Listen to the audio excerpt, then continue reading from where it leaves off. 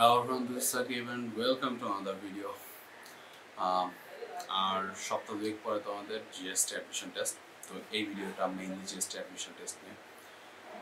তোমাদের যারা varsity preparation নিছো অ্যান্ড যারা ইঞ্জিনিয়ারিং প্রিপারেশন নিছো সবার কাছে এই জিএসটি অ্যাডমিশন টেস্টটা মোটামুটি ইম্পর্টেন্ট, স্পেশালি যারা ইঞ্জিনিয়ারিং প্রিপারেশন নিছো বাট কোথাও ডিজায়ার সাবজেক্ট পাও নাই। জিএসটির মধ্যে ভালো ভালো কিছু ইউনিভার্সিটি আছে, জাস্ট আছে, হাজিরা আছে, এগুলোতে সিএসসি বা অন্যান্য ইঞ্জিনিয়ারিং সাবজেক্ট পড়ার টার্গেট থাকে অনেকের। সো সবার জন্য ইম্পর্টেন্ট। তো লেটস টক অ্যাবাউট জিএসটি। এইবার সাস্ট জিএসটির বাইরে ছিল অ্যান্ড অনেকেই আর কি সাস্টে আলাদাভাবে এক্সাম দিয়ে হয়তো বা চান্স পাইছে, তারা দিবে না। বাট নেভারদারলেস যারা ডিজায়ার্ড সাবজেক্ট পাও নাই, আউটসে যে যদি তোমার সাবজেক্টটা পড়ার ইচ্ছা থাকে তাইলে জাস্ট ভার্সিটির জন্য না গিয়ে সাবজেক্টের জন্য যাও। অ্যান্ড পাবলিক ইউনিভার্সিটি অনেকগুলো আছে, যে কোনো জায়গা থেকে আসলে তোমার প্যাশন থাকলে তুমি পরিশ্রম করলে ভালো করা পসিবল। এই যে আই থিঙ্ক 2-3 বছর আগে বরিশাল ইউনিভার্সিটির এক ভাই গুগলে জব করলো। তো বুয়েটেও তো সিএসসিতে 180 জন আছে, 180 জনে কি গুগলে জব পায় বা করে না। তো যে কোনো জায়গা থেকে ভালো করা পসিবল, এটা প্রথম কথা। নাও জিএসটির প্রিপারেশন নিয়ে যদি বলি,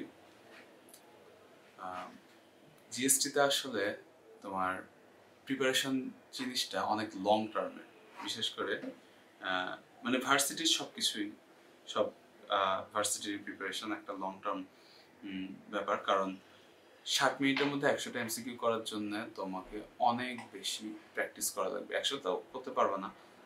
আমি যেমন হচ্ছে জিএসটিতে 95টা দাগে আসছিলাম 60 মিনিটে। নাও কীভাবে পারছি?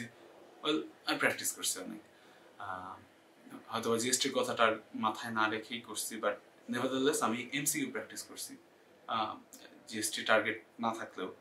That help me.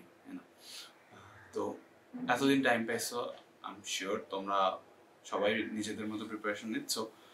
লাস্ট মোমেন্টে এসে প্র্যাকটিসের থেকে ইম্পর্টেন্ট কোনো কিছু নাই। ওকে, অনেকগুলো এক্সাম তো দিছো, তোমার কি মনে হয় যে মানে এক্সাম হলে না পারার জন্য তোমার চান্স মিস গেছে, নাকি ইজি জিনিস যেগুলো পারো সেইগুলা না করে আসার জন্য চান্স মিস গেছে? আই এম কোয়াইট শিওর বেশিরভাগই এরাই বলবো যে ভাই জিনিস আমি সবই পারতাম বাট করে আসতে পারি নাই। তো এইটা আটকানোর একমাত্র উপায় হচ্ছে আমার মডেল টেস্ট দেওয়া। ওকে, রিভিশন ইজ ওভাররেটেড। ওকে, এটা আমার পার্সোনাল অপিনিয়ন।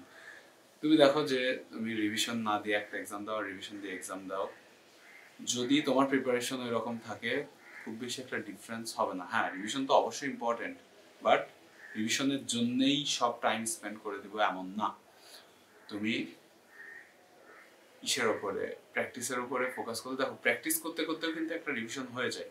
ওকে, অ্যান্ড এটা হচ্ছে better way of revising something, recalling. তুমি এক্সাম যখন দিতেছো তুমি একটা জিনিস রিকল করতেছো, শুধু রিভিশনের থেকে অনেক এফিশিয়েন্ট ওয়ে রিকলিং। তো লাস্ট এই কয়েকদিন এসে যেখানে যেমনে পারো, অনলাইন হোক অফলাইন হোক, যেখানে যতগুলো এক্সাম দিতে পারো এক্সাম দাও, যেগুলো পারবা না সেগুলো ইমিডিয়েটলি দেখে নেবে। সাবজেক্ট ওয়াইজ রিভিশন তো দিছো অ্যান্ড একবার দিতে পারো, বাট স্টিল আমি বলবো যে সব থেকে ইম্পর্টেন্ট কাজ হচ্ছে এক্সাম দেওয়া। এক্সাম দাও, প্র্যাকটিস করো, এক্সাম দাও, প্র্যাকটিস করো, টাইমের এগেনস্টে, একদম এক্সাম হলের মতো। এইটা সব থেকে বেশি হেল্প করবে, ট্রাস্ট মি অন দিস। হ্যাঁ, এখন আসি সবথেকে ইম্পর্টেন্ট পার্ট, যেটা এক্সাম হল স্ট্র্যাটেজিতে। জিএসটির ক্ষেত্রে সব থেকে ইম্পর্টেন্ট জিনিস কিন্তু এটা, তোমার 60 মিনিটে 100টা এমসিকিউ করা লাগবে। তো অ্যাগেন সবার প্রথমে আমি ইজি জিনিসগুলো করবো, কঠিন জিনিসগুলো করবো না। ফিজিক্স হোক, কেমিস্ট্রি হোক, ম্যাথ হোক, ইভেন বায়োলজি হোক বা ইংলিশ হোক। ওকে, রিস্ক নিয়ে দেখাবো না, এটা একটা জিনিস। আর ইজি জিনিসগুলো আগে করবো। এটা তোমার ওই মাথার থেকে হচ্ছে বের করো যে আমার 60টা দেখানো লাগবে, 70টা 80টা দেখানো লাগবে, না, দরকার নেই। আমি শুরুর দিকে যেই কয়টা পারি দেখাবো, এরপরে আমার তো টাইম আছে, তখন আমি ভেবে নিব যে হ্যাঁ এই বড়গুলোর মধ্যে কোনগুলো করবো।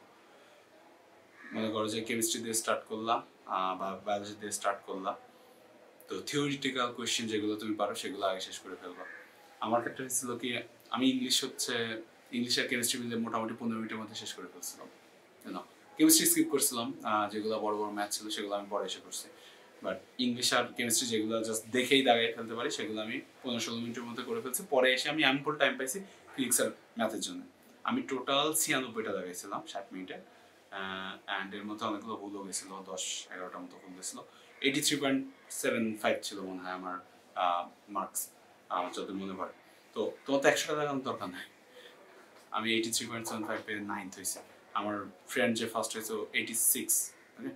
তো তোমার 100 টাকা লাগানোর তো কোনো দরকার নাই, তুমি যেগুলো পারো সেগুলো লাগাই আসো। কঠিন জিনিসপাতি স্কিপ ভাই, দরকার নাই, that doesn't make any difference at all, okay. কঠিন জিনিসপাতি একদম স্কিপ করবাই না, দরকার পরেও এসে করবো না। বা আমি সহজ জিনিসপাতি করবো, আমি 70-75টা জায়গায় আসবো, সবগুলা ঠিক করে আসবো, আমার র্যাঙ্ক 2 ডিজিট চলে আসবে, আমি যেই ভার্সিটিতে চাই ভর্তি হতে পারবো। দ্যাট ইজ ইউর টার্গেট, ওকে। এখন কোন সাবজেক্ট দিয়ে স্টার্ট করবো? বায়োলজি বা ইংলিশ যেটাই বা বাংলা অনেকে দেখো, তো এই সাবজেক্টগুলো দিয়ে স্টার্ট করা বেটার। রিজন হচ্ছে থিওরি, একদম 25টাই থিওরি, তো তুমি কম টাইমের মধ্যে করে ফেলতে পারবো। আমার ইংলিশ করতে মনে হয় 6-7 মিনিট টাইম লাগছিল। আমি খাতা পাওয়ার সাথে সাথে ইংলিশ দেখে দেখে মেন্টালি আর কি ঠিক করে ফেলছিলাম যে হ্যাঁ এটার অ্যান্সার এটা। তো 5-6টা কোয়েশ্চেন তুমি এভাবে দেখতে পারবা, খাতা অনেক সময় উল্টায় রাখতে বললেও আর কি লাস্টের পেজে তো কিছু কোয়েশ্চেন থাকে, ওগুলো দেখতে পারবা। তো এগুলো দেখে মাথায় ঠিক করে রাখলাম, তারপরে খাতা পাওয়ার সাথে সাথে কি করে ফেললাম, ভরাট করে ফেললাম। That will give you some boost. এটা কিন্তু ইম্পর্টেন্ট, 5-6 মার্কের একটা অ্যাডভান্টেজ পেয়ে যাওয়া। তো এই কাজটা করতে পারো, যে যদি না তোমার অবশ্যই তাড়াহুড়া করবা না, যে যখন ওএমআর ভরাট করা বা কোয়েশ্চেন চেক করার কথা আসে তাড়াহুড়া করবো না, আগে কোয়েশ্চেন চেক করে নিবা সব ঠিক আছে কিনা, ওএমআরটা ভালো মতো ভরাট করে নিবা। এরপর যে টাইমটা পাবা সেই টাইমটা তুমি কোয়েশ্চেন সলভ করতে পারো। ক্যালকুলেটর টিপতে দেয় না, খাতায় লিখতেও দেয় না, সো ওই থিওরি টাইপের জিনিসপাতিগুলো আর কি মাথায় সেট করে রাখতে পারো, যে এটা সি, এটা ডি, তারপরে করে ফেলবো, ওকে। ইংলিশ বা বায়োলজি যেটাই দেখো সেটা আগে করবা। যদি না প্রিপারেশন অনেক বাজে থাকে এগুলোতে, ইভেন প্রিপারেশন বাজে থাকলেও আমি বলবো আগে করো, কারণ তুমি পরে গিয়ে টাইম পাবা না, ট্রাস্ট মি। ফিজিক্স ম্যাথে তুমি 50টা করতে অনেক টাইম লাগবে, ওকে। তো বায়োলজি, কেমিস্ট্রি, ইংলিশ বা বায়োলজি আর কেমিস্ট্রি এইগুলো ট্রাই করবো মোটামুটি প্রথম 20 মিনিটের মধ্যে যাতে করে ফেলা যায়। কেমিস্ট্রিতে ম্যাথ হয়তো বা 15টা আসবে, ম্যাথগুলোর মধ্যে যেগুলো তোমার মনে করো ক্যালকুলেটারে চিপলে হয়ে যায় সেগুলো করে ফেললা, যেগুলো একটু বড় সেগুলো পরে করলা, পরের জন্য রেখে দিলা, প্যারা নাই। তুমি থিওরি জিনিসগুলো মোটামুটি 40টা তো থাকবেই থিওরিটিক্যাল কোয়েশ্চেন, ইভেন ফিজিক্সেও থাকবে। এই 40টা কোয়েশ্চেন যেন তুমি 20 মিনিটের মধ্যে ইজিলি শেষ করে ফেলতে পারো, ওকে। তারপরে বাকি 40 মিনিটে তুমি 48টা ম্যাথ করলা, 1 মিনিট করে লাগবে সর্বোচ্চ। তো 80টা কোয়েশ্চেন করলে তো তোমার that's a very good figure. অবশ্যই আইডিয়াল যাবে না, দেখা গেছে যে কোয়েশ্চেন অনেক টাফ করছে বা কোয়েশ্চেন অনেক ইজি করছে, সেক্ষেত্রে স্ট্র্যাটেজি চেঞ্জ করবা। ইজি করলে স্ট্র্যাটেজি সেম, টাফ করলেও স্ট্র্যাটেজি সেম, মানে আগে ইজি জিনিসগুলো করে আসবা। বাট তখন হয়তো বা ওই যে 80টার জায়গায় তোমার 70টা করতে পারবো বা 65টা করতে পারবো, এইটা নিয়ে স্ট্রেচ দরকার নেই। কোয়েশ্চেন হার্ড হলে সবার জন্য হবে, ওকে। স্ট্রেসড হওয়া যাবে না, এটা হচ্ছে সব থেকে ক্রুশিয়াল জিনিস। এমসিকিউ এক্সাম যেখানে তোমার ইভেন 5-6 সেকেন্ডও ম্যাটার করে, এরকম এক্সামে যদি তুমি নার্ভাস হয়ে যাও তাহলে it's over for you, honestly. তো চিল মাইন্ডসেটে যাওয়া, পাবলিকে চান্স হয়ে যাবে না। তুমি যদি পরিশ্রম করে থাকো তাইলে চান্স হয়ে যাবে, হাট খাইতে পারবে না, ওকে। তো খুব বেশি প্রেশার নেওয়ার দরকার নাই, ওই পুরা লাইফের কথা ভেবে টেবে দরকার নাই। এটা করলে এক্সাম খারাপ হবে। তুমি যাওয়া একদম চিল মাইন্ডে। আমি জিএসটি এক্সামে আমি দিবই না, আমার বাসা থেকে কাছে দেখে আমি বলতেছে যা এক্সাম দেওয়া, কারণ আমার বুয়েটের আগের 1 সপ্তাহ আগে হচ্ছে জিএসটি এক্সাম ছিল। তো আমি এক্সাম দিব না, বাট স্টিল গেছি, দিয়ে আসছি, করে আসছি, শেষ এক্সাম শেষ। এরপরে এসে রেজাল্ট দেখলাম ওকে 9th, ওকে ঠিক আছে। এইরকম মাইন্ডসেট রাখবা যে খুব বেশি একটা ম্যাটার করে না, তাইলেই সব থেকে ভালো করবো। আর যেটা অনেক বেশি ম্যাটার করে সেটা ইউজুয়ালি খারাপ, ওকে। এখন ওই যে পোয়াপান অনেক জিজ্ঞেস করতেছে যে ভাই কয়টা দাগাবো। দেখো জিএসটি কোয়েশ্চেন যদি স্ট্যান্ডার্ড হয় তাইলে তুমি বড় ধরনের ব্লান্ডার না করলে আমার মনে হয় 80টা রিচ করতে পারবো, বা 70টা অ্যাটলিস্ট টাচ করতে পারবো। আমি 70টা টাচ করলে 70টাই ট্রাই করবো সঠিক করে আসা, তাইলে একটা ভালো র্যাঙ্ক চলে আসবে, মোটামুটি 2 ডিজিট বা 100-র মধ্যে র্যাঙ্ক চলে আসবে। বাট এটা আসলেই বলা পসিবল না এক্সামের আগে যে আসলে কোয়েশ্চেন কেমন হয়েছে। তো কোয়েশ্চেনের উপর ডিপেন্ড করে তোমার টার্গেট থাকবে যে আমি সহজগুলো আগে করবো, তারপরে কঠিন করবো। গোনা টোনার দরকার নাই অতটা, কারণ মানে কিন্তু এমন তো না যে আমি অনেকগুলো পারতেছি দেখে স্লো ডাউন তো করা যাবে না। আমার ফার্স্টই করা লাগবে, 1 ঘন্টার এক্সাম, যতগুলা করা যায় দাগানো যায় সবগুলো দাগায় আসা লাগবে। তো ওই রকম কোনো টার্গেট মাথায় ফিক্স না করে যাওয়াই ভালো। ম্যাক্সিমাম নাম্বার অফ কোয়েশ্চেন্স অ্যাকিউরেসির সাথে, অ্যাকিউরেসিটা অনেক ইম্পর্টেন্ট। রিস্ক নিয়ে দাগাবাই না, একদম দাগানোর দরকার নেই, অনেকগুলো কোয়েশ্চেন আছে। যদি এমন হয় যে 2টা অপশনের মধ্যে কনফিউজড, সেক্ষেত্রে একটু রিস্ক নিতে পারো।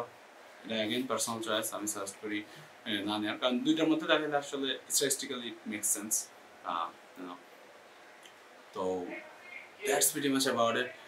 অনেকগুলো দাও, এক্সাম দাও, যেই কোচিং পারো, যেখানে পারো এক্সাম দাও। এক্সাম দেওয়ার থেকে ইম্পর্টেন্ট কিচ্ছু নাই এই টাইমে এসে।